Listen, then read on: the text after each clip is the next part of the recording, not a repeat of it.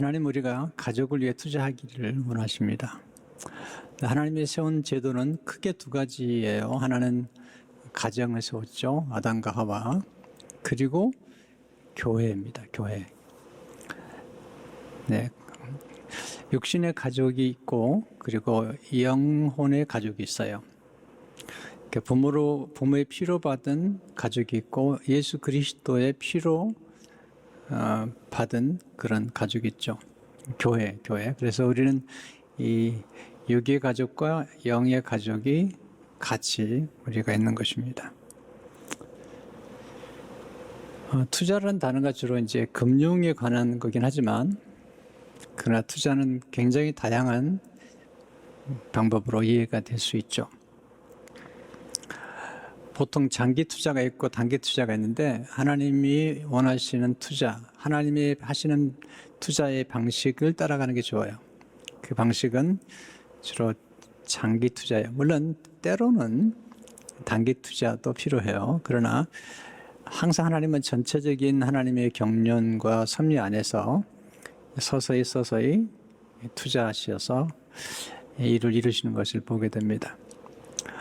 잠언은 특별히 가족을 위한 투자에 대해서 말씀을 하고 있는데 부모가 자녀에게 지혜를 가르치는 그런 식으로 말씀을 주고 있습니다.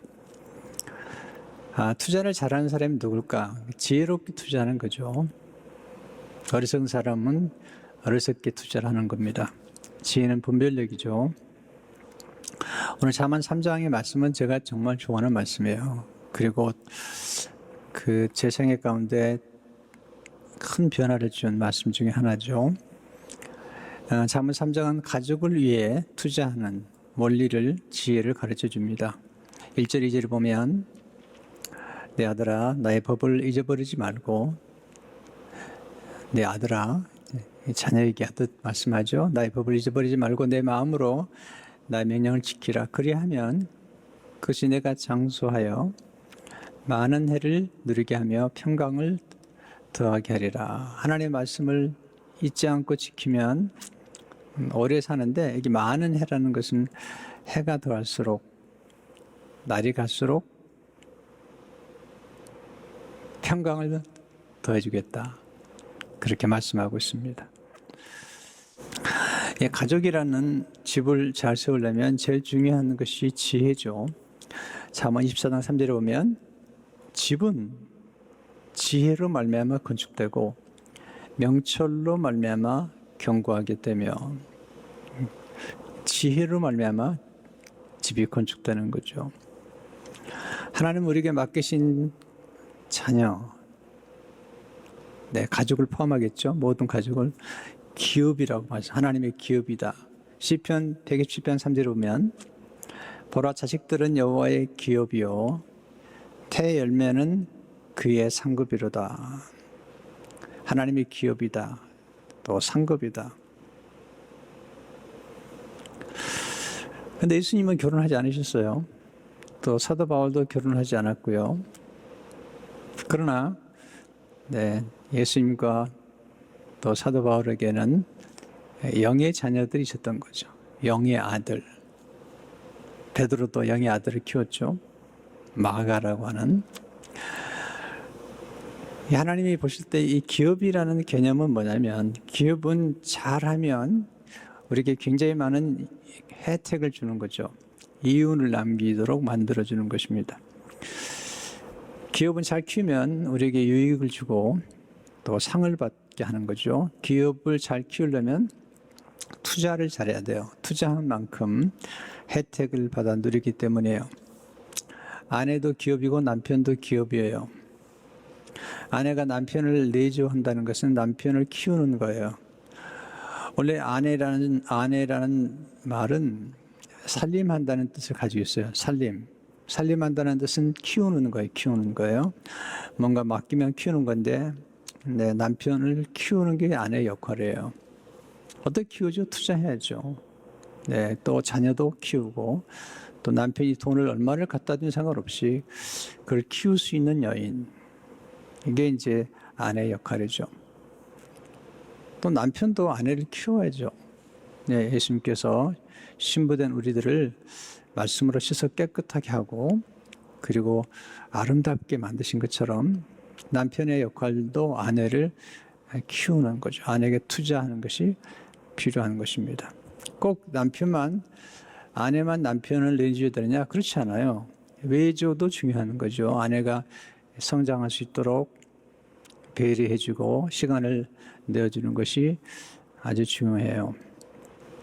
남편만 성장해서는 되지 않아요. 남편과 함께 아내가 성장하도록 아내가 성장할 수 있는 것을 배려해 줘야 돼요. 그러니까 투자한다는 것은 낭비가 아니에요. 투자한다는 것은 함께 성장할 수 있는 기회를 마련해서 가족 공동체가 중요한 목표를 향해 나가는 게 필요하거든요. 네, 그런 면에서 투자는 중요한 것입니다. 특별히 자녀를 키울 때나 결혼생활 할 때 절대로 조심해야 될 것은 뭐냐면 뭐든지 단기적인 안목으로 판단하는 거예요. 좀 지켜보셔야 돼요. 자녀를 키울 때도 자녀들이 조금 실수도 하고 실패도 하고 자기가 하고 싶은 일을 하고 싶다고 그렇게 하기도 하고 또 학교 다니다가 좀 1년, 2년 쉬기도 하고 그래요. 그런 애들도 굉장히 많아요. 좀 지켜보세요. 이 평생 살 건데 1년, 2년 학교 안 나간다고 그게 별로 문제가 되는 것 같지 않아요. 부모는 조급하지만 그럴 필요 없어요. 네, 1년 빨리 졸업한다고 대단한 일이 일어나지도 않고요. 괜찮아요. 네, 그러니까 조금 지켜보시라고요. 또 결혼 생활도 하나님의 반 서약이잖아요. 좀 힘이 들 때 있잖아요. 네, 권태 또는 갈등 또는 지루함 때는 실망. 네, 그럴 때 조금 더 지켜보세요. 조금 기다려보세요. 네, 전체적으로 보라고요. 네, 중년의 위기도 있고 또 그렇지만 하나님과의 서약을 소중히 여기고 하나님 앞에서 약속한 거기 때문에 그 약속을 지키려고 기다리다 보면 어느 날 썰물이 있다가 밀물이 있는 것처럼 놀라운 일이 벌어지는 거예요. 권태를 느꼈던 어느 날 갑자기 사랑에 물밀듯이 밀려오는 거예요. 그래서 복된 가족을 세우려면 지혜가 필요하잖아요. 또 서로를 위해서 기도해 주는 게 얼마나 중요한지 몰라요. 이삭이 어느 날 기도를 딱 한 번 했는데 그 기도가 엄청난 기도예요. 창세기 25장 22절을 보면 노트에 나오지 않은 거예요. 이삭이 그의 아내가 임신하지 못하므로 그를 위하여 여호와께 간구하매 여호와께서 그의 간구를 들으셨으므로 그의 아내 리브가가 임신하였더니 딱 짧은 한 절이에요. 이삭이 그의 아내가 임신하지 못하므로 그를 위하여 여호와께 간구하매 여호와께서 그의 간구를 들으셨으므로 그의 아내 리브가가 임신하였더니 그래서 낳은 아들이 야곱이 있고 에서잖아요. 그 야곱을 통해서 요셉이 태어나잖아요. 그리고 유다가 태어나잖아요. 그리고 예수님 오시잖아요. 네, 그러니까 그런 것들이 우리의 삶 가운데 조화를 이루어가는 게 필요하다는 것입니다.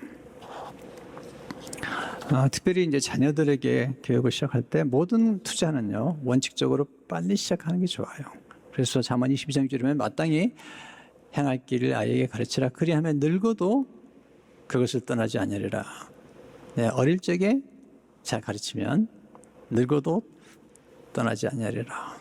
자, 그러면 가족을 투자할 때 뭐에 투자하는 게 좋을까? 첫째로 하나님을 경외하는 지혜를 가족에게 가르치십시오. 오늘 잠언 3장 7절에 보면 스스로 지혜롭게 여기지 말지어다. 여호와를 경외하며 악을 떠날지어다. 대단히 중요한 오리죠. 스스로 지혜롭게 여기지 말지어다. 여호와를 경외하며 악을 떠날지어다. 스스로 지혜롭게 여기지 않도록 서로를 가르쳐야 돼요. 우리는 완전하지 않아요. 그래서 하나님의 지혜가 필요하죠. 잠언 3장에는 하나님의 지혜가 얼마나 놀라운지를 가르치죠. 잠언 3장 13절에 15절을 보게 되면 지혜를 얻은 자와 명철을 얻은 자는 복이 있나니 이는 지혜를 얻는 것이 은혜를 얻는 것보다 낫고 그 이익이 천금보다 나음이니라. 지혜는 진주보다 귀하니 내가 삼하는 모든 것으로 비교할 수 없도다. 지혜 정말 좋은 거예요. 예. 근데 지혜 중에 지혜는 하나님을 경외하는 거예요. 잠언 1장 7절에 보면 여호와를 경외하는 것이 지식의 근본이거늘 미련한 자는 지혜와 훈계를 멸시하느니라. 잠언 9장 10절에 보게 되면 여호와를 경외하는 것이 지혜의 근본이요 거룩하신 자를 아는 것이 명철이나. 하나님을 경외한다는 것은 하나님을 존귀 여기는 거예요. 존중하고 공경하는 거예요. 하나님을 제일 우선순위에 두는 거예요. 존중하는 것. 자, 그래서 하나님을 경외하는 이 존중, 하나님을 경외함이 왜 그토록 좋은 걸까? 네, 제가 깨달은 게 많아요. 보세요, 우리가 사람들을 하나님을 존경하다 보면 사람도 존귀 여기게 돼요. 하나님을 경외한다는 건 하나님을 두려워한다는 게 아니라 하나님을 존귀 여기면서 사랑하지만 함부로 하지 않는 거예요. 이건 대단한 예술이에요. 관계 예술이에요. 사랑하지만 함부로 하지 않는 것. 우린 가까워지면 반말하잖아요. 가까워지면 그냥 말트자. 그리고는 말트면 그때부터는 서로를 경멸하기 시작해요. 왜? 존중하는 언어가 사라질 경우에 그때는 경멸이 시작되는 거예요. 마음은 언어로 표현되고 언어가 마음을 표현하는 거예요. 그래서 이 하나님을 향할 때도 존귀 여긴다는 것은 사람들과의 관계에도 마찬가지예요. 이렇게 존귀 여기고 어른들을 또한 공경할 줄 알거나 직장에서 사장님이나 부장님이나 이렇게 관계에서 서로를 존귀 여기는 것은 그건 굉장히 축복을 받는 거예요. 그리고 하나님께서 여호와를 경외한다는 것은 뭐냐면 하나님을 경외하게 되면 말씀을 경외하게 돼요.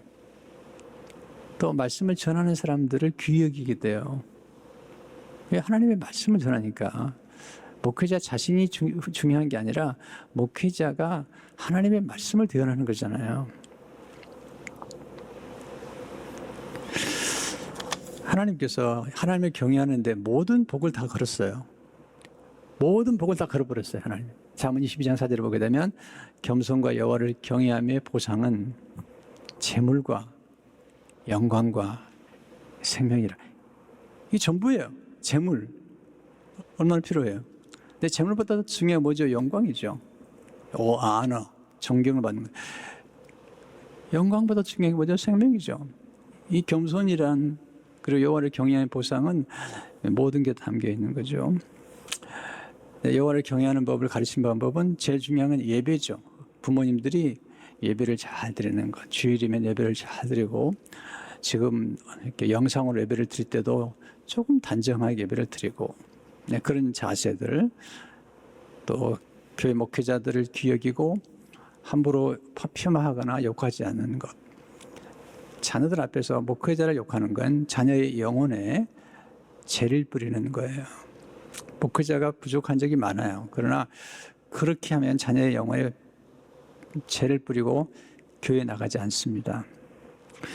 아브라함이 이삭을 키울 때 몸소 하나님 앞에 모범이 되죠. 심지어는 자기 독자까지도 하나님께 드리잖아요. 이 경외함은 드림에 있는 거거든요. 드림. 순종에 있는 거잖아요. 창세기 22장 12절을 보게 되면 내가 내 아들 내 독자까지도 내게 아끼지 아니하였으니 내가 이제야 내가 하나님을 경외하는 줄을 아노라. 정말 대단하다. 그리고 복을 주시죠. 18절을 보게 되면 또 내 씨로 말미암아 천하 만민이 복을 받으리니 이 내 씨가 누군지 아세요? 그 당시는 이삭이에요. 나중엔 예수 그리스도신데요. 근데 이삭이 거기에 지금 누워 있는 거예요. 하나님이 말씀하시는 거예요. 아브라함아, 내 독자 이삭을 아끼지 않냐고 들었으므로 내 씨로 지금 번제단 위에 놓여 있는 내 아들로 말미암아 천하 만민이 복을 받으리니 이는 내가 나의 말을 준행하였습니다 하셨다니라. 이 준행이란 말은 순종이란 말이에요. 오베이. 네. 이삭이 지금 번제단 위에 누워서 이 하나님의 음성을 듣고 있는 거예요. 하나님을 경외하는 게 정말 중요하구나. 그 하나님의 말씀에 순종하는 게 정말 중요하구나.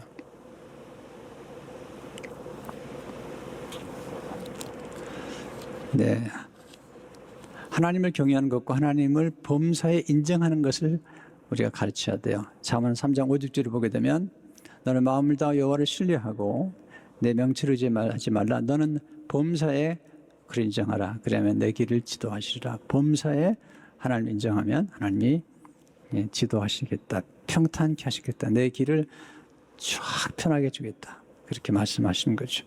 두 번째, 하나님과 사람에게 은총을 입는 지혜를 가르치십시오.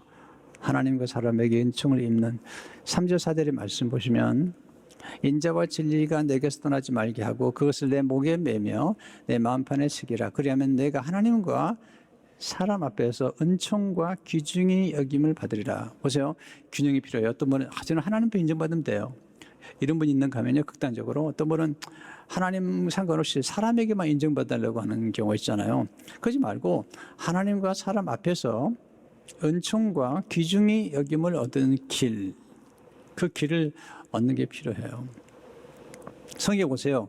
사람에게 은총을 입어야 돼요. 하나님께 은총을 입고 사람에게 은총을 입어야지 그게 살아가는데 풍성한 삶을 살 수 있죠. 누가복음 2장 52절을 보게 되면 예수는 지혜와 키가 자라가며 하나님과 사람에게 더욱 사랑스러워 가시더라. 네, 물론 우리가 하나님과 사람에게 사랑을 받게 되면 누군가 미워하는 사람이 생기긴 해요. 그렇지만 하나님과 사람에게 은총과 귀중히 여김을 받는 것은 우리 삶을 풍성하게 만드는 거죠. 어떻게 가능하죠? 첫째로 인자한 성품을 형성하도록 도와주셔야 돼요. 인자한 성품. 3절에 보면 인자와 진리가 내게서 떠나지 말게 하고 그것을 내 목에 매며 내 마음판에 새기려. 인자와 진리를 마음판에 새기려. 먼저 인자가 중요한데요. 인자는 히브리어로 헤세드예요. 헤세드. 헤세드는 하나님의 무궁한 사랑, 긍휼, 자비, 선함 이런 뜻이에요. 그러니까 사람들 만날 때 인자한 성품이 중요하잖아요. 네, 인자해야지 오래 가요. 잠언 20장 28절을 보게 되면 왕은 인자와 진리로 스스로 보호하고 그의 왕위도 인자함으로 말미암아 경고하니라. 이게 덕을 쌓는 거예요. 인자는 따뜻한 사랑이죠. 그리고 허물을 덮어주는 사랑이에요. 그리고 간구할 줄 아는 사랑이에요. 계속 따지는 게 아니고 넘어갈 줄 아는 사랑이죠. 덮어주는 사랑. 헤세드. 이건 신구약 전체에서 아주 중요한 하나님의 사랑일 뿐 아니라 우리가 영원토록 누릴 수 있는 축복이에요. 자, 마지막으로 재물을 잘 관리하는 지혜. 잠언 3장 9절 10절을 보게 되면 내 재물과 내 수산물이 처음 익은 열매로 여호와를 공경하라. 그리하면 내 창고가 가득히 차고 내 포도즙 틀에 새 포도즙이 넘치리라. 하나님 우리가 재물을 잘 관리하기 원해요. 돈을 사랑하는 것은 잘못된 거지만 돈을 모르는 것은 어리석은 거예요. 주님이 비유 가운데 3분의 2가 돈 얘기를 하셨어요. 네, 돈을 모르면 돈의 노예가 되는 거예요. 그렇잖아요. 아이들도 키우다 보면요. 쟤는 아직 돈을 몰라요. 그건 어린아이란 얘기예요. 아이들이 돈에 눈을 뜨면 돈을 알아요. 돈이 얼마나 사람의 생명을 살 수도 있고 사람을 키울 수도 있다는 것을 잊지 말아야 돼요. 그래서 하나님은 이스라엘 민족들이 히브리 노예에서 위대한 민족으로 키울 뿐만 아니라 유대인들을 모든 민족에 경제적으로 뛰어난 민족으로 만들어버렸어요. 그 원리를 좀 배워야 돼요. 오늘 잠언 3장 9절에 10절에 나온 거예요. 처음 열매로 여호와를 공경하면 하나님이 복을 주시겠다는 거예요. 어떻게 하면 우리가 물질적으로도 풍성한 삶을 살 수 있을까요? 첫째로 결핍의식을 버리고 풍부의식 갖도록 하셔야 돼요. 아이들 가르쳐주다. 빌립보 4장 19절에 보면 나의 하나님이 그리스도 예수 안에서 영광 가운데 그의 풍성한 대로 너의 모든 쓸 것을 채우시리라. 풍성한 대로 욕심은 채우지 않지만 우리 필요를 채우신 분이죠. 두 번째, 하나님께부터 재물 얻는 능력을 구하도록 가르치셔야 돼요. 신명기 8장 18절을 보게 되면 내 하나님 여호와를 기억하라. 그가 내게 재물을 얻을 능력을 주셨습니다. 이같이 하시면 내 조상들에게 맹세하신 언약을 오늘 같이 이루려 하십니다. 재물 얻을 능력도 하나님 주시는 거예요. 세 번째, 말씀에 순종함으로 복을 받는 원리를 가르쳐야 돼요. 신명기 28장 2절 흔들어 보게 되면 내가 내 하나님 여호와의 말씀을 순종하면 이 모든 복이 내게 임하며 내가 미치리니 성읍에서도 복을 받고 들에서도 복을 받을 것이며. 순종하는 게 축복이죠. 네 번째, 11조를 드림으로 풍성한 복을 누리게 하셔야 돼요. 말라기 3장 10절을 보면 만군의 여호와가 이르노라 너희의 온전한 11조를 창고에 들여 나의 집에 양식 있게 하고 그것으로 나를 시험하여 내가 하늘 문을 열고 너희에게 복을 쌓을 것이 없도록 붙지 아니하나 보라. 하신 11조에게는 길게 할 수가 없어요. 근데 너무 중요한 거예요. 이 원리는요. 청교도들은 11조를 제2의 복음이라고 그랬어요. 제2의 복음. 청교도들은. 왜? 그만큼 중요하기 때문이에요. 하나님을 경외하는 표가 11조예요. 하나님의 주권을 인정하는 표가 11조예요. 하나님을 사랑하는 표가 11조예요.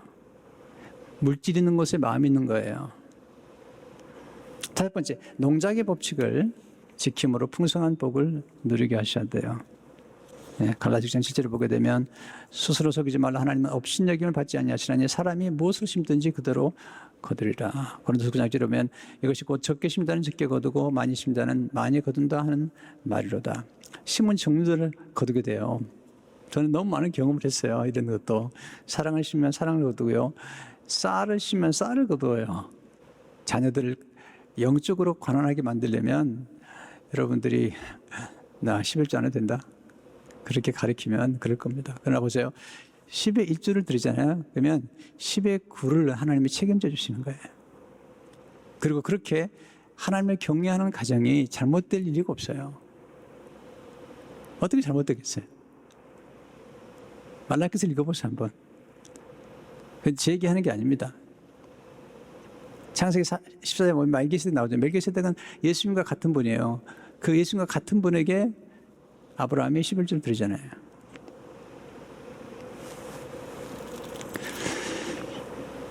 네, 여섯 번째, 근면함으로 풍성한 복을 누리게 하셔요. 잠언 10장 4절에 보니까 손을 게으르게 놀리는 자는 가난하게 되고 손이 부르지 않는 자는 부하게 되느니라. 일곱 번째, 저축을 통해 풍성한 복을 누리십시오. 요셉이 저축했잖아요. 그리고 하나님 창고에 복을 주세요. 창고에. 그게 저축이에요. 여덟 번째, 성경적 투자의 지혜를 통해 풍성한 복을 누리셔야 돼요. 투기는 좋잖아요. 투자는 좋은 거죠. 어떻게 할까요? 첫째로 정확한 정보와 지식으로 말미암아 가진 다음에 투자하셔야 돼요. 정확한 정보와 지식. 잠언 24장 4절을 보세요. 또 방들은 지식으로 말미암아 각종 귀하고 아름다운 법으로 채우겠다느니라. 두 번째, 장기적인 안목을 가지고 투자하셔야 돼요. 전도 11장에 들으면 너는 내 떡을 물 위에 던지라. 여러 날 후에 도로 찾으리라. 전도 10장째를 보게 되면 너는 아침에 씨를 뿌리고 저녁에도 손을 넣지 말라. 이것이 잘 되는지 저것이 잘 되는지 혹 술이 다 잘 되는지 알지 못합니다. 네, 투자는 먼 장기적 안목에서 자기 자신을 성장시키는 것은 가족을 도와주는 거예요. 제가 미국 가지고 한 달에 100불씩 82년부터 책을 사보기 시작했어요. 엄청난 투자했어요. 왜? 그 당시 교회에서 200불 줬거든요. 그 다음에 500불 줬거든요. 근데 100불씩 투자해서 책을 사봤어요. 제 아내가 그렇게 투자해 준 거예요. 그 결과 정말 많은 걸 누리게 됐어요. 세 번째, 확실한 곳에 투자함으로 유용을 표현하십시오. 넷째로, 분산해서 투자하되 너무 분산하지 않도록 하십시오.